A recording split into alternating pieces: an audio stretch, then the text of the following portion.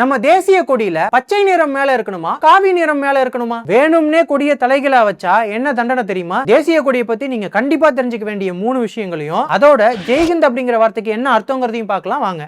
மூணாவது, இந்தியர்களுக்கான கொடி. இதெல்லாம் பாருங்களேன், 1800கள்ல ஆங்கிலேயர்கள் இந்தியாவை ஆட்சி செய்ய உருவாக்கின கொடிகள் தான் இதெல்லாம். ஆனா சுதந்திர போராட்டத்துல நம்மளையும் ஆங்கிலேயர்களையும் வேறுபடுத்தி காட்டுறதுக்குன்னு இந்தியாவுக்குன்னே ஒரு கொடி தேவைப்பட்டுச்சு. ரெண்டாவது, பல கொடிகள். அந்த மாதிரி ஒரு இந்திய கொடியை உருவாக்குற முயற்சியில பல பேர் ஈடுபட்டாங்க. 1900 காலகட்டத்தோட தொடக்கத்திலேயே பாத்தீங்கன்னா இந்த மாதிரி பல கொடிகளை பல சுதந்திர போராட்ட வீரர்கள் உருவாக்குனாங்க. இந்த சூழ்நிலையில 1921 வருஷம் பிங்களி வெங்கையா அப்படிங்கிற ஒரு சுதந்திர போராட்ட வீரர் காந்திஜி அவர்களுக்கு ஒரு கொடியை உருவாக்கி கொடுக்கிறாரு. காந்திஜி அவர்கள் பாத்தீங்கன்னா பிங்களி வெங்கையாட்ட அந்த கொடியில ஒரு வெள்ளை நிறத்தை சேர்க்க சொல்றாரு. அதுதான் நடுவுல ஒரு கைராட்டை சின்னத்தை கொண்ட இந்த கொடி. 1931 பாத்தீங்கன்னா காங்கிரஸ் மேல காவி நிறம், கீழே பச்சை நிறம், இடையில வெள்ளை நிறம், நடுவுல ஒரு கைராட்டை சின்னத்தை கொண்ட இந்த கொடியை அவங்களோட அதிகாரப்பூர்வ கொடியாவே ஏத்துக்கிட்டாங்க. முதலாவது இந்திய தேசிய கொடி. 1947ல சுதந்திர இந்தியாவோட அரசியல் சட்டத்தை உருவாக்க அரசியல் சட்ட நிர்ணய சபையை கூட்டினாங்க. அதுல பிங்களி வெங்கையா உருவாக்கின கொடியில உள்ள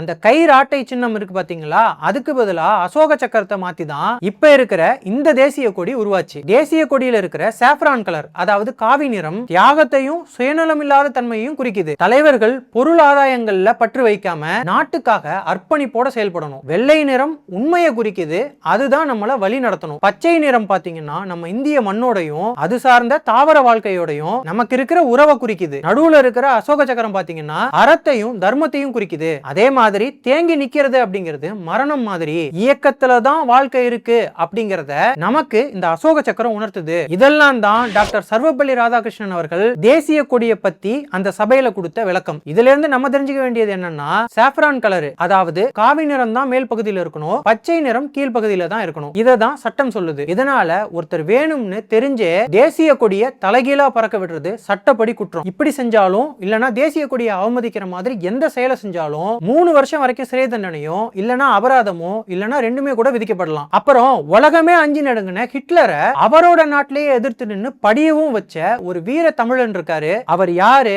அவருக்கும் ஜெய்ஹிந்த் அப்படிங்கிற வார்த்தைக்கும் என்ன சம்பந்தம்? இது எல்லாத்தையும் தெரிஞ்சுக்க இப்ப ஓடிக்கிட்டு இருக்கிற இந்த வீடியோவுக்கு கீழே இருக்கிற வெள்ளை கலர் பிளே பட்டனை கிளிக் பண்ணி பாருங்க.